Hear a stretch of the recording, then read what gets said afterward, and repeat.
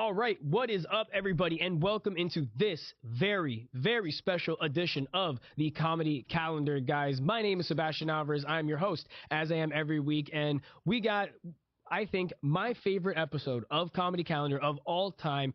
Behind the camera, we have a legend of the game. Before I introduce him, I want to introduce my co-host, Art Roche. How you doing today, Art? Sebi, this is literally why we do this, bro. Today's guest has to be the biggest guest we ever had. Has to be one that I've personally been a fan of my whole life. So let's get into it, man. Couldn't agree more. And let's bring him in right now, guys. You know him from Jackass fame. He is an amazing comic who is now touring and showing us just how amazing he is in person. You guys are going to be able to go out and watch his shows this weekend at the Miami Improv. I need everybody here in South Florida and at the community newspapers to put your hands together for the amazing, the legendary Steve O. Right on. Hell yeah, dude. Dude, Steve, how are you doing, man? I see you. I see you're there. Looks like you're in a motor park. Is that where you're at? It doesn't look like it, I don't think, from my screen. But yeah, I'm in an RV park.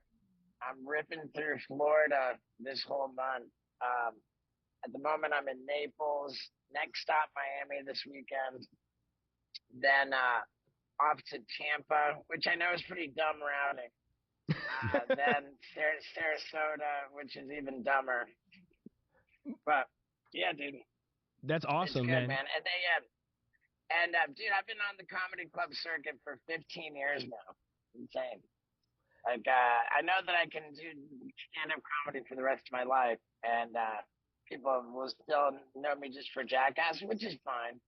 And I lean into that because like, at first, when I started doing comedy, I had just such a wealth of crazy experience that there was plenty of material for me to just kind of tell stories and stuff. Like my first comedy special was just that, and then when I started putting together my second hour, it occurred to me that the stories I was telling had largely all happened on video. I thought, man, what if I edit video footage into the special in post-production to illustrate it, like interstitial footage to illustrate the stories that I'm telling. And right when I came up with that idea, I started taping all my shows and just practicing, I'm putting it all in the editing software, and it worked so killer. So that was my second comedy special. And then I started working on the next hour after that, my third one. And I was like, okay, at this point, I don't want to live in the past anymore. I don't want to dredge up archival footage and tell old stories. What I want to do is create new footage so that I can bring the multimedia component on tour with me and have fresh new material. So then I just started going about filming stuff that I could not even film for Jackass. Stuff that just, where I disregard the law, I just do not care, and do whatever I want. And that was my last tour, the bucket list. And what the tour I'm on now is the follow-up to that. And man, I'm going to tell you that the bar I have set with this format, with what I do, it is absolutely terrifying. And I have been getting broken off fucking trying to compete with the bucket list. And you know what? Each show that I've done, like this will ultimately end up becoming my fourth special. And each one is just so markedly better than the one before it. And I genuinely cannot wait for everybody to see this. So July 11th to July 13th at the Miami Improv. Steve-O, you just explained it beautifully. I know that it's going to be 5 shows, so the people of South Florida that already know you, but they're going to be coming out to your show, what specifically do you think, if you can give us a little bit anything about what they can expect to see this weekend? On my last tour, every opportunity I got, I told everybody what was in it. I said that that they were going to see me riding a bicycle, like with general anesthesia pumped into my veins, like with with the epidural, the 4-inch needle in my spinal cavity with the injection to render me paralyzed while I'm in a full sprint, the vasectomy Olympics, the closer of that show, I was in an airplane, literally like jacking off and simultaneously ejaculating as I fell out of an airplane, butt naked with another man's strapped to my back. And I think I did a real disservice by telling everybody all that. I saw some feedback online, like, oh yeah, I went to your show, I already knew everything that happened, and I was sensitive to that. When I see negative comments that I agree with, I really take them to heart. So I've been more careful about this show to let everything be a surprise. I mean, of course, there's certain stuff that's out there, but very little, man. Very little, dude. And I'm so excited about it, man.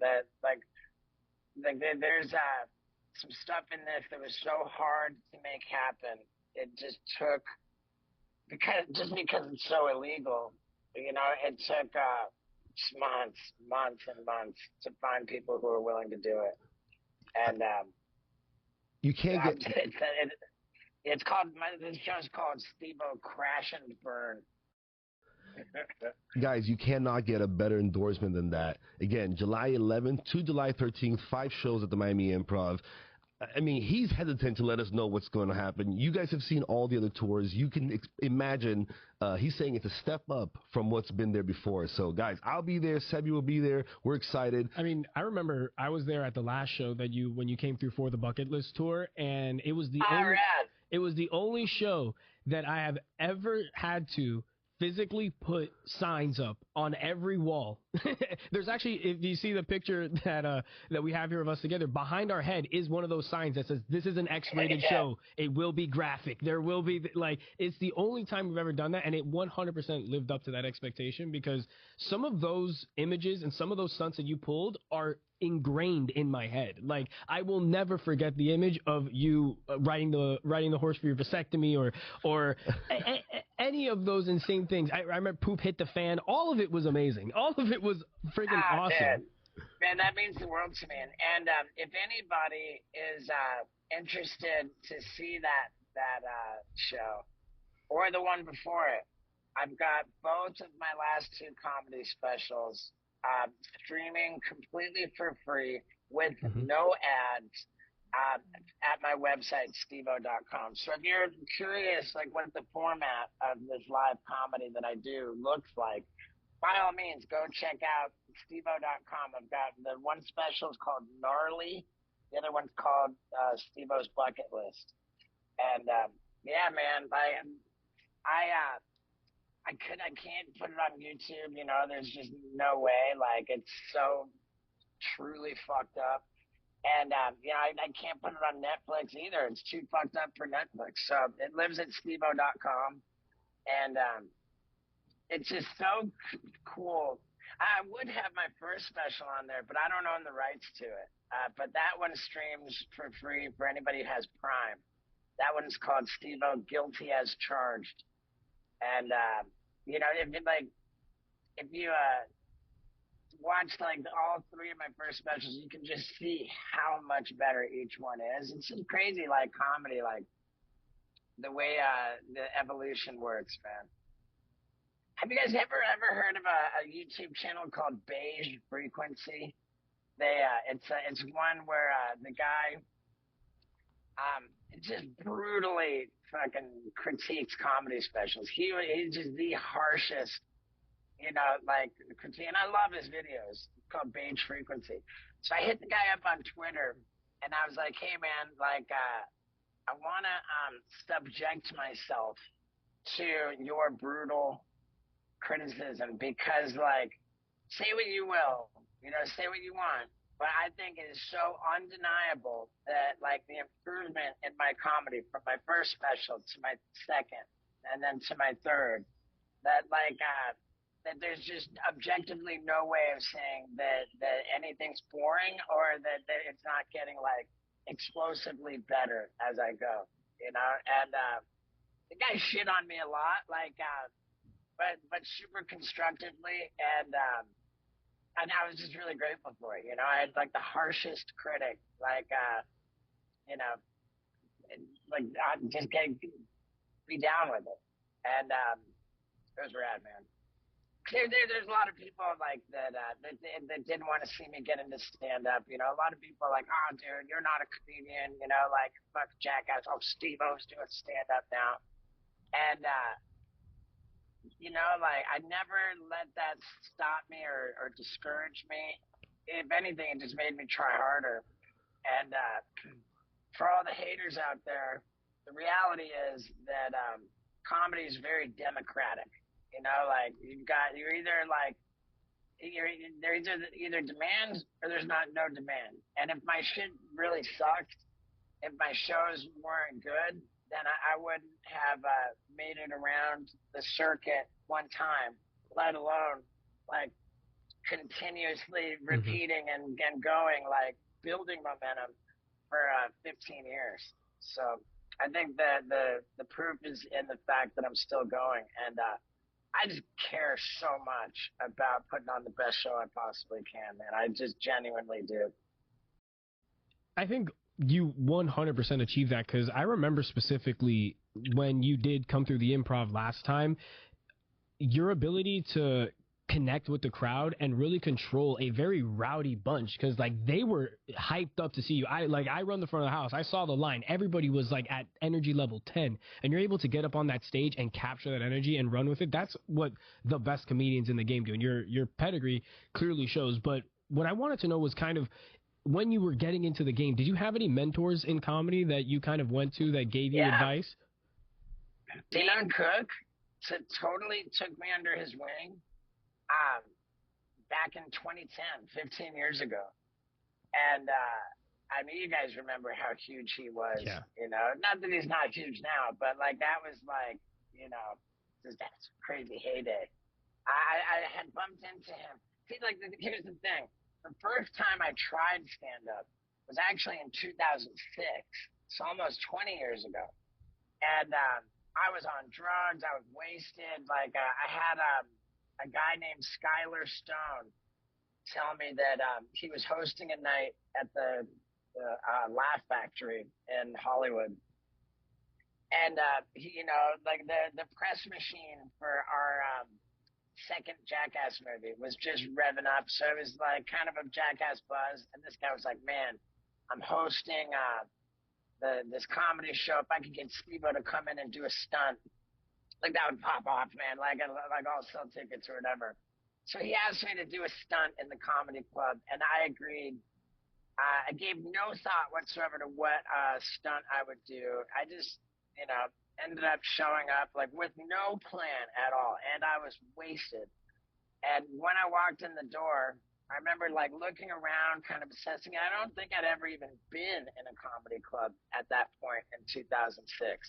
And looking around, watching what was happening on stage with the whole deal, and I just thought, man, fuck a stunt. Like the craziest thing I could do in here would be to get on stage and like try to like just be funny talking. You know, like that was so much fucking scarier than anything I could do. Like, you know, hurting myself. Like, and I remember.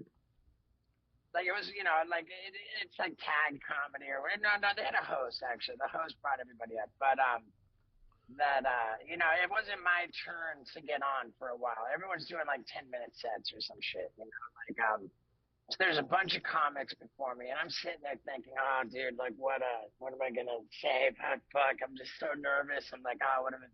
And when they finally introduced me, I got on stage. I said, hey, everybody, what's going on? And they were excited to see me.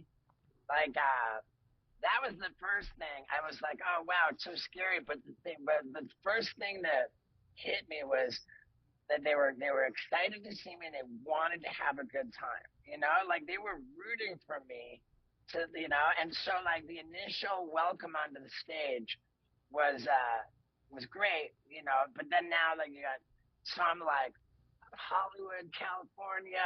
I am in the mood for a blowjob. I'm in the mood for a blowjob. Does anybody want one? And it was just a good little laugh. Like I don't know that I was on that stage for more than like a couple minutes. Like I just kind of got a laugh, like whatever, did the thing, and just got out of there. But those 2 minutes was like, I was like, oh, dude, fucking rad, So before I left that night, I scheduled my return, and I actually like sat down with like a case of whippets, and not like a box, like a case of boxes. It was like a case of boxes of whippets and a bottle of vodka, and just got all fucked up, and actually like wrote out like what ended up being like a 10-minute set. And I was like pretty prepared with it. And again, I showed up all wasted and did my like 10-minute set. And this is one of my biggest regrets in life is that when I showed up to perform that 10-minute set, I had somebody film it and I put it on YouTube. And I was like, yep, that's it, like I performed it once and that's it, never again. Like had I gone and tried that, and then came back and kept working on it and honing it. Like who knows? Because it was all about like being on drugs, and like there was like my bullet points were like sex and drugs and like whatever. Like, but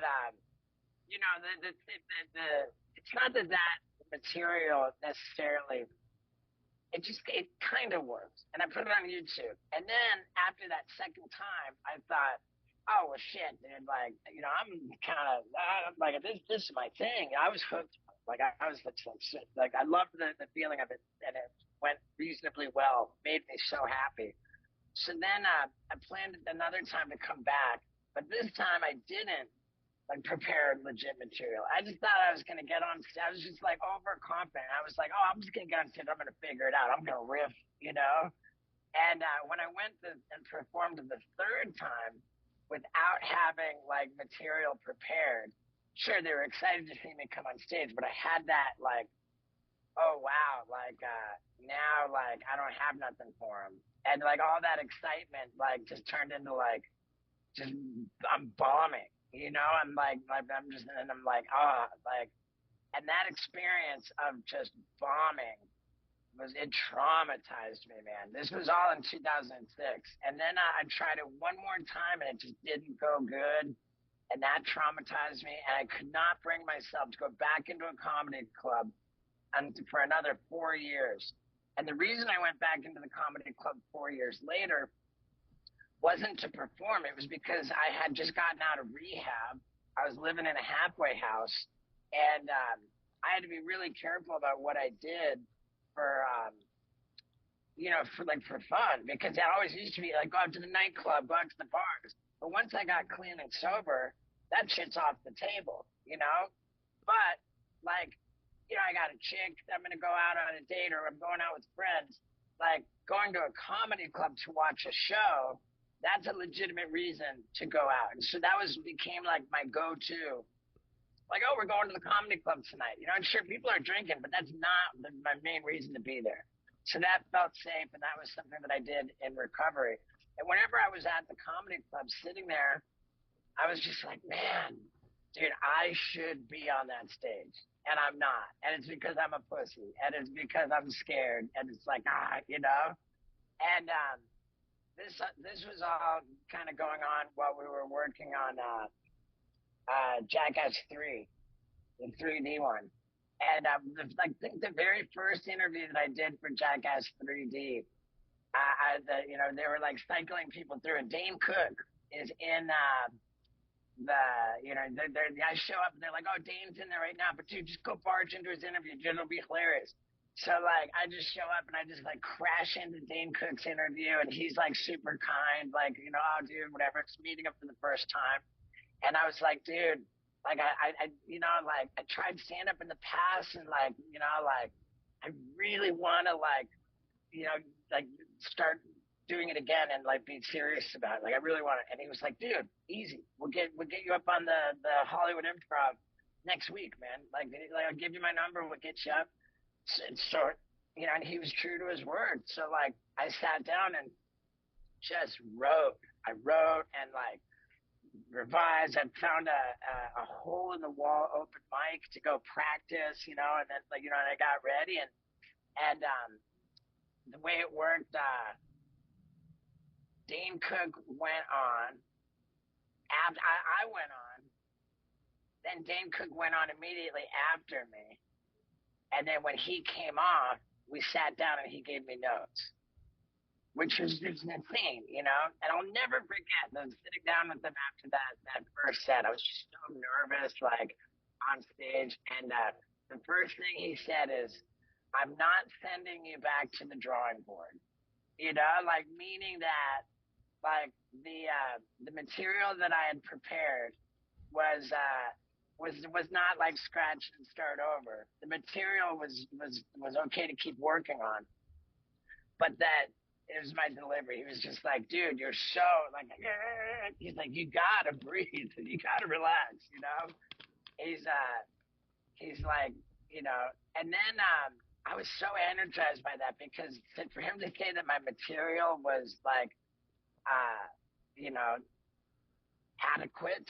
Like, but to work on my delivery, I was just so fired up. That was like on a Wednesday night, and then like that week at Friday, like I'm at the Laugh Factory, and lo and behold, there's Dane Cook, and like that wasn't even planned at that point, but like I forget, he went on, I went on, like who went first, but again we sat down again, and he gave me notes again, and he said, all right, I told you to relax, but now you're too relaxed. Like now you're like lethargic, you know? He's like, you gotta be a little bit animated of a version of yourself. And I remember like, you know, and then that was Friday. Then Saturday, I'm back at the Laugh Factory. And Dane Cook's there again. We did it like, it was like, I was in this like Dane Cook, you know, like fucking mentor, you know, like, and, the timing of it was crazy. I had no idea, too, by the way, that how much money could be made in comedy clubs. I had no fucking idea. All I knew is that they gave me like $20 or like 50, but they were like, here, sign here on the sheet, and here's like literally like $20 or maybe $50, you know, for like a 10-minute set. So I was oblivious to the idea that there was like real money to be made in comedy clubs. And I didn't care because I wasn't doing it for money, you know? I was like, you know, I'm just like an attention whore, like show business guy. You know, I didn't want to be on stage and like, I felt so alive, you know? But as the press machine like started revving up for Jackass 3D, I was like in the comedy club constantly. You know, like I was just still working on it, and like Newman, you know, I was like I was on fire. So when Jackass came out, I was on Howard Stern to promote it on opening day, the day the movie opened, and I told Howard live on the radio, I was like, Howard, I'm doing stand-up comedy. I've been in the comedy club every night, constantly. It's all I'm doing. And I'm on fire for it. I was like, I want to figure out a comedy club to perform in tonight. And because I said this on Howard Stern, like I ended up doing the Comedy Cellar that night. And like the next week, I got a phone call from my entertainment attorney. He said, hey, man, I'm getting calls from comedy clubs like all over the country, like trying to book you. Like, what's going on? And then I found out like what the actual money was if you're like headlining a comedy club. And I was like, wow, I wasn't ready for that. You know, like at that point I had like 20 minutes, you know, they're trying to like get me to be a headliner. It was pretty messed up. Like I was thrown into the fire and I don't know, man, I rose to the challenge, dude. Like, but for that whole first, like run of comedy clubs, I recognized that I had like half a set. So I did like half a set of like just Jackass stunts on stage, you know, like I just beat myself up like 2 shows a night. Sure. Let's do it all again. You know, like just to try to make it worthwhile. And I actually ran it like that for a number of years. But yeah, man, that's how I got into it, dude. That's how I got into it. It was just like pure passion, and I threw myself into the fire, and gradually, like I described, like with the multimedia coming into it, like gradually it went from something that could be like real longevity, and I go, oh man, like maybe I'll stop beating myself up and I'll just do stand up. I could do that until I'm super old. But lo and behold, it just kind of evolved into a mix of jackass and stand up comedy. So it's actually like becoming more violent, even more violent than jackass. I think with 15 years, you know, now you're really an OG in this comedy game already. I mean, you've done it in ways that no one else could even try, and in many ways, you are like the true Florida man, right? I mean, I think besides having roots down here in Florida, one of our producers, Julian, actually submitted a question for today's interview because he wanted to know about a story we heard where you jumped into the lake at during Hurricane Andrew. You got any? Swam across the lake. I'm not going to claim that it was during the hurricane, but Hurricane Andrew was like the most destructive hurricane. And I mean, for all I know, it probably still holds some kind of record for like South Florida, like the most, most destruction. I mean, what it did to Homestead was fucked, man. But yeah, like it was on the Doppler radar, Hurricane Andrew, the day that I showed up to University of Miami as a freshman. And I remember like getting to campus, like go to my dorm room. They said, look, there's a huge hurricane. Like, do not even open up your suitcase. Like, open up your dorm room, put your suitcase on the top shelf in the closet, close the closet. Like, we think the windows are going to break in. So when this hurricane starts like revving up, then we're going to evacuate everybody into the hallways. And I just thought, man, that sounds like it sucks, man. Fuck, been sitting in a hallway for the whole time. Like, I want to party. I'm in college, like my first day. So I spent that whole day, like roaming around, asking people, like, hey, like, what's up? Like, introducing myself to people and asking them if they had their own apartment. And I met these guys that were in the on-campus apartments, and I was like, dude, like, I really don't want to be a vet. I don't want to be evacuated into a hallway. Like, like I'll buy all kinds of beer. Just let me crash in your spot. I know it's weird, but let me. And so these guys agreed to it, and we're just getting fucking hammered, well beyond the point where everybody's evacuated into the hallways. We're like, oh man, the cops aren't gonna bust us for nothing because they're hiding in the hallways. We're just like roaming around, just shotgunning beers, and just being wasted assholes all over the campus. And I'm not going to say the hurricane was popping off, but it was pretty gnarly, like rain, whatever. It was definitely a storm. And we're swimming across the Lake Osceola. We ended up back in the apartment passing out. And I literally slept through Hurricane Andrew. And these guys, like, told me that they could not believe I slept through it because the apartment building that we were in was fully shaking, like, violently. And all the trees were just down around. It was a pretty radical first day of the University of Miami, man, for sure. That's incredible. And, like you're saying, you're no stranger to South Florida. You guys filmed part of Jackass 2 down here. You went to the University of Miami. We filmed all Jackass. The only Jackass that we didn't film, and at least in part in Florida, was the last one, Jackass 4. And that's because we shot it all in California. But dude, like, I shot all of my footage for the first season of Jackass, the TV show. I shot it in South Florida. Like, when I puked up the goldfish, that was on Sunrise Boulevard in Fort Lauderdale. Like, right after I walked off my clown makeup, I was a clown at the Fort Lauderdale swap shop for 6 months. I would light myself on fire and do fire-breathing backflips off the top of a ladder, like, every day, like, making kids cry and shit. Like, So yeah, like the elephant poo. When I climbed up the ladder, I did the flip into the elephant poo. That was in Boca Raton. Everything was. We always filmed in. Dude, like the tropical pole vaulting was in Miami. Dude, Ryan Dunn shoved the toy car up his Yeah. butt in Miami. That was absolutely, dude. We like Florida was always for Jackass, dude. I think for me the most iconic stunt that has Miami is when you did the midget slingshot off the bridge in Miami Beach. Yeah. That With the I forget the name of the, but we have one of the Miami Dolphins. yeah. Yeah. Insane. But having you being no stranger to South Florida, what are some of your favorite things about South Florida, and what are some of the things you just can't stand about it? Well, let's see here. The I mean, dude, South Florida's epic, man.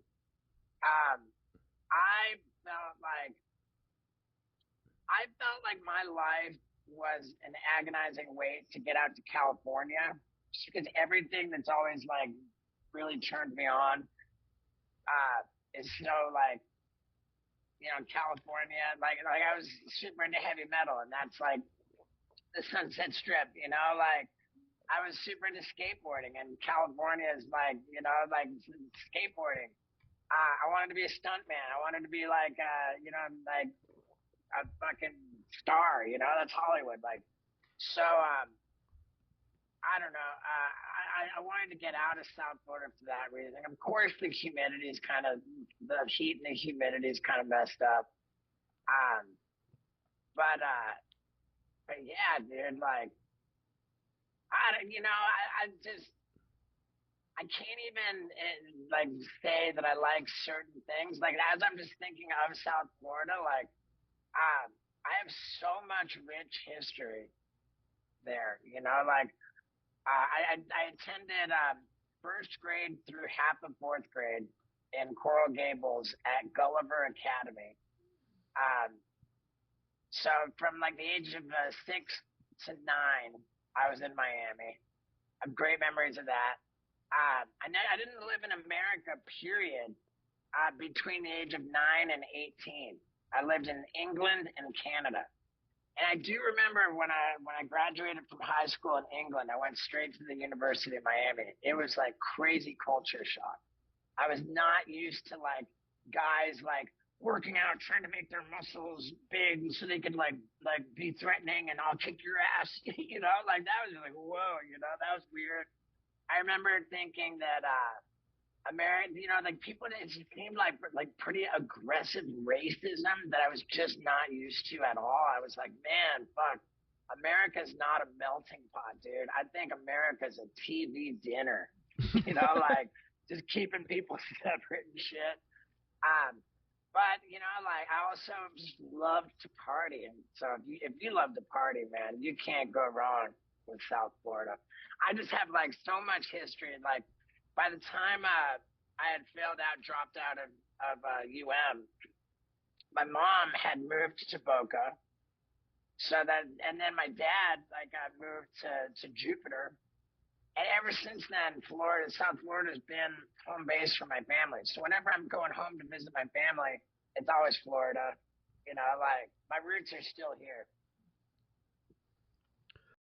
I think you couldn't, like I said, you couldn't have gotten more endorsement. So Steve-O, the original Florida man, is going to be coming back down to Miami July 11th to the 13th. We got 5 shows. I'm going to be there. Sebi, you're going to be there. I mean, we're recommending all the Steve-O fans in South Florida. Make sure you come out. You're going to be seated by Sebi and myself. So there's no way to get better treatment than us. We did have one other producer, Steve-O, that popped in. He's a much younger producer, and he wanted us to let you know. His name is Alex, and he wanted us to let you know that you are the first R-rated movie that his dad ever took him to. So you are popping cherries and all that, my friend. That's epic. And man, dude, Sebi, like the way that you describe, you remember the shit hits the fan bit from my last tour? That's so rad, dude.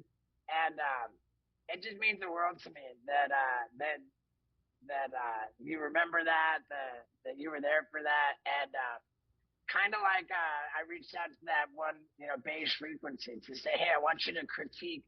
Don't like. I know you'll shit on me, but the metric is like the improvement from one to the next to the next. And I stand by it, man. My crash and burn show, and it like there's properly life-threatening shit, but there was so much life-threatening shit in my last one. Like, it's tough to raise that bar from the bucket list. But the thing with the bucket list show is that there were fewer videos, and it was like a longer,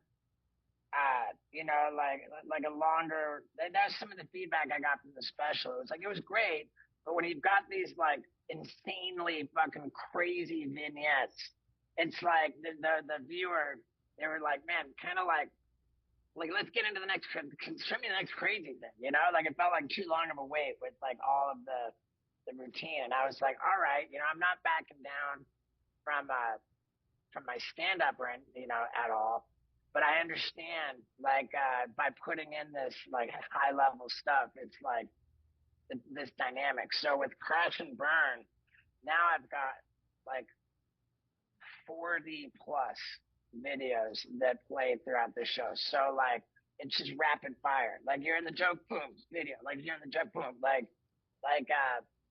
that's I just think that makes the pace of the show so much like fast paced. And I think it's the show itself is so much fucking. There's so many laughs. It's just like genuinely fucking funnier and better than any of the ones before. So, dude, I cannot wait for you guys to fucking see it. Dude, I am so excited. And I know also the staff at the Improv is super excited. The first time you came, we were all elated and we were all super, super happy to just be able to be in the same room with you. And then we saw your show and it's doubled down on the excitement. Now everybody coming back, we know what to expect. Everyone's looking forward to it. And you guys down here in South Florida, please, please, please, go to MiamiImprov.com right now. It's the only place you can get tickets. You cannot go anywhere else on any other website, MiamiImprov.com. Get your tickets right now. Like Art said, he's got 5 shows this weekend, so there's no excuse for you to not find a slot in your weekend to come out and enjoy Steve-O's show. Man, Steve-O, thank you so much for blessing the comedy calendar and the people down here in South Florida with your knowledge, your experience, your presence. I think everybody down here has a much better idea, if they didn't already, an idea of what your show is going to be like and what they have to expect, man. It's really been a pleasure having you on, and we hope to have you on again, and we'll definitely be seeing you at the Miami Improv for sure. Definitely got to go up. I can't wait, man. Dude, I can't wait to say what's up in person, and hopefully this really finds an audience. Like if not, doesn't matter, because it's been a real pleasure to just kind of share with you my journey in comedy. Like it's pretty rare that I'm able to really like communicate, to express like what like my journey's been, and it's just not like some half-ass money grab kind of a thing. Like it's I really genuinely give a fuck about putting on the best show that I can, and I'm just gonna promise everybody that I am not gonna disappoint you. If you like a Jackass movie, you're gonna fucking love my Crash and Burn show. So yeah, man, we'll see you guys at the Miami Improv in Doral, and can't thank you enough for your time. No, thank you, man. We really appreciate it. And again, everybody out there in South Florida, go get your tickets right now for Steve-O's show, MiamiImprov.com. Thank you, man. Appreciate you. Much love from South Florida out there too. You're in Naples, right? I'm in Naples right now. There you go. Hot as fuck. Let's get you inside. It looks like just as South Florida does, it looks like there's a little storm rolling in over your head. So we'll definitely let you get inside so you don't get wet out here. But we're really looking forward to seeing you, man. Thank you, man. Have a good one. Inside the RV. Oh, yeah, Do man, it. Thank you, guys. Thank you guys so much again for tuning into this week's edition of Comedy Calendar, guys.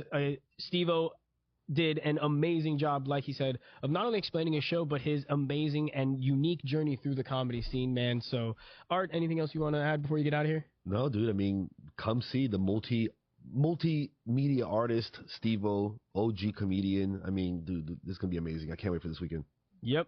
Thank you guys so much. And again, as always, until next time, keep laughing.